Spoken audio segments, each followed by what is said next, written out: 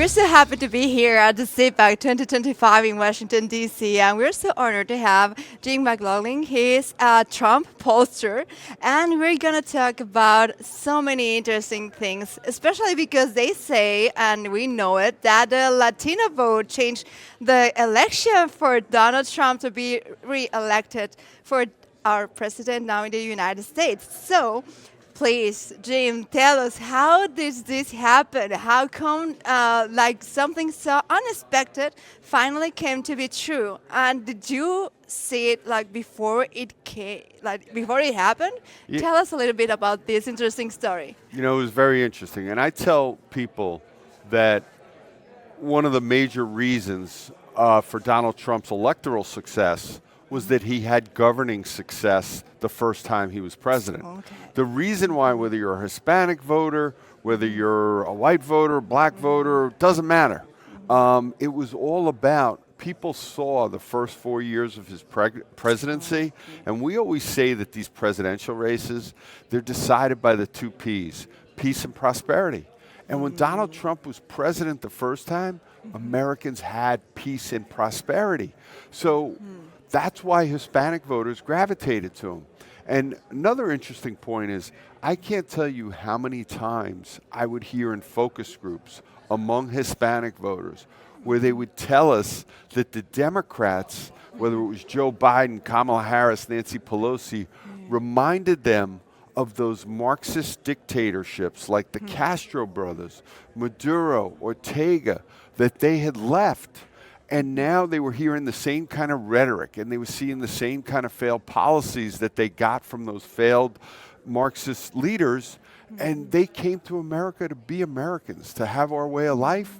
And they believed that Donald Trump could keep them safer and make the economy work for them. Yeah, you're totally right. We've had a chance to interview here in the Epoch Times and also in some other shows or some other interviews that we've heard people that fled from the Cuban regime or from Venezuela or from other dictatorships, and they are now living in the U.S. and they are really aware of what's going on and how it feels, how it comes little by little to tick, to knock on the door, but people sometimes they don't realize if they haven't had that experience before. So this is something that is very interesting. And also we were sharing about Florida, which is just a very interesting state. It is like very highly populated from Latino communities. So how does this happen? Think about it. Here's a state like Florida, where roughly about 18–20% of the population is Hispanic. And what's happened is, in the last few elections, Donald Trump and the Republicans, they're not just doing well among Hispanic voters, they're winning. They're getting a majority of the Hispanic vote. And it's one of the reasons why it wasn't that long ago, maybe 5–6 years ago, people were still saying, hey, you know what? Florida is the ultimate battleground state. It's the ultimate swing state. Been like that for years. But because Hispanic voters have come over to the Republican Party and they're voting for Republican candidates, I mean, look at a place like Miami-Dade. Down in Miami-Dade, you had Hillary Clinton won by about 26 points. Now, Donald Trump won Miami-Dade where 70% of the vote is Hispanic. And again, they're coming over and they're voting Republican for the same reason all the other voters are. The Democrats, they didn't like the open border policies. They didn't like their high tax, high spending, inflationary policies. And also, they didn't like these endless wars. So that's why they voted for Donald Trump. Yeah, that was something that really caught our attention, especially because the economics was just a major point for them, because they come here for the American dream, and they were saying, no, I really sometimes even people told me, I don't like this president or some of the words, but my economy was a lot better, so that's why I'm going to vote for him. So this is something that really hits the people, especially the Latino community, because they come for American dream and for their families. Without a doubt, without a doubt. And it wasn't just issues, and look, I tell folks, people ask, what was the most important issue in the election? And yes, the economy was huge, and you can make an argument the economy, inflation, cost of living was the most important issue. Then you could look at an issue like immigration. And one of the things people don't realize, many Hispanic voters, or most of Hispanic voters, who came to the country legally, they didn't like the open border policies because they believe it makes us less safe. They know better than anybody. And they had to wait in line, and they see sometimes, friends, family, relatives, they also have to wait in line. They want to make sure that immigration is done the right way. If they were coming here for open borders, they wouldn't have come to America. And they're coming here for that American dream. Yeah, you're totally right. I think you got a point there, especially because when we see what happened in the border states, where there's like a high population of Yep. Hispanics, and they are really pro like no more illegal immigration. Exactly. So because they are Exactly. living daily, every day with this situation. So it's so interesting that this got their vote. Yeah, Some we're- people are wondering why is this happened. Because he was right on the issues that they cared about. And they know it. When you have these open border policies, what does it bring? It brings criminals into the country. They knew that groups like Tren de Aragua should not be coming into America. And those are the kinds of people we were attracting. And then you have an issue like human trafficking. Think about it. The Biden administration lost over 300,000 children. Now, Tom Homan, Kristi Noem, they're trying to find, and from my understanding, they've actually done a pretty good job of finding a lot of those lost children. But think about it.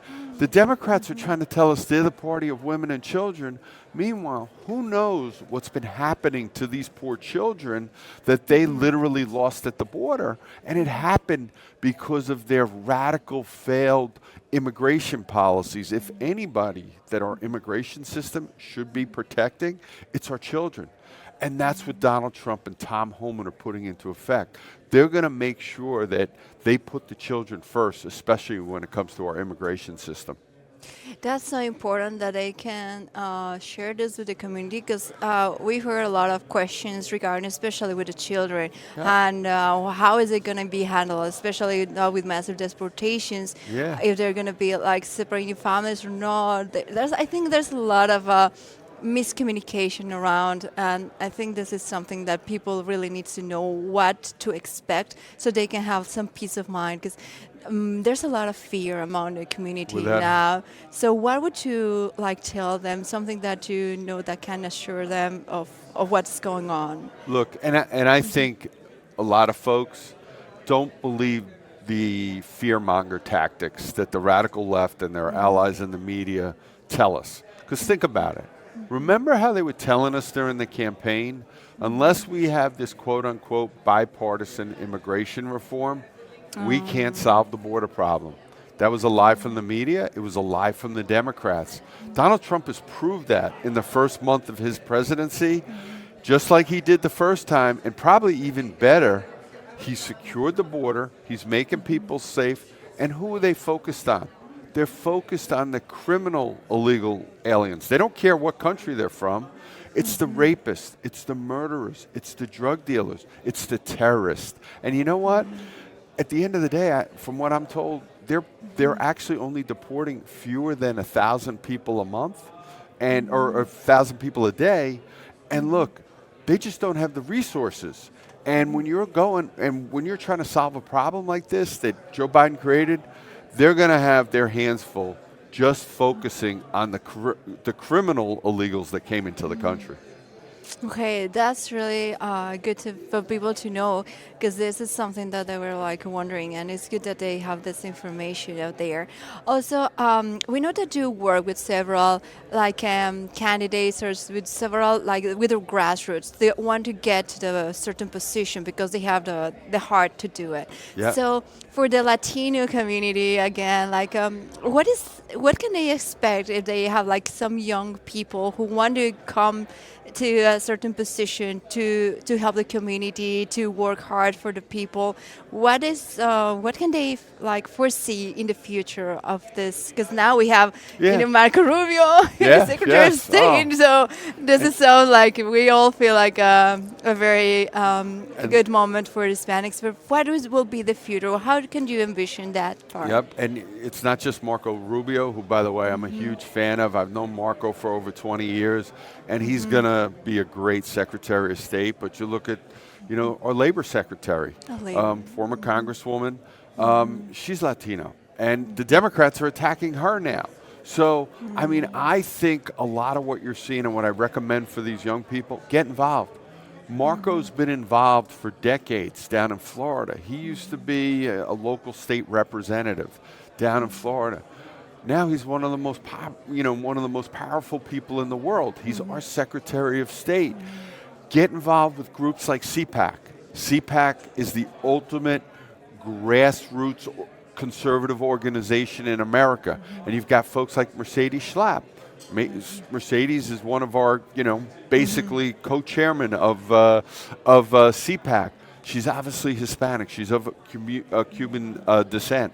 She did some incredible things during the campaign for the Trump campaign in terms of Latino outreach. So what I tell everybody, get involved, whether it's running for local office, volunteering on a campaign, or joining a group like CPAC. That's interesting. So they can have like a clear path to go to, and also if they want to make a change, that's where they have to go. Yep. Oh, thank you. Is there any message that you would like to give to the Latino community in the U.S. and also around the world, the globe? This isn't just to the Latino, the Hispanic community. I think it's to all politicians. We have a lot of real problems with this country. We have crime issues. We have an economy that Joe Biden and Kamala Harris that they broke. We have a border problem. We've got to come together. We've got to fix these things. The American people, Hispanic voters, they deserve the best from us. And if they don't see real improvement, they're going to continue to vote these people out of office. And that's why it's so important. I tell the Republicans, we need to have a sense of urgency.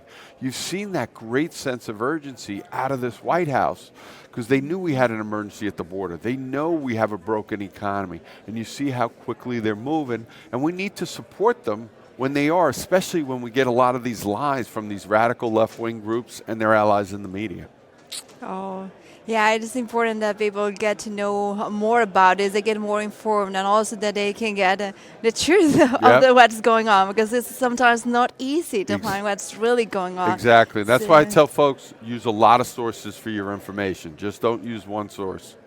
Oh, thank you, Jim. We're so happy to have you here, and it's my pleasure. Hope to have you for next time. Thank you so much. Would love to do it. My pleasure.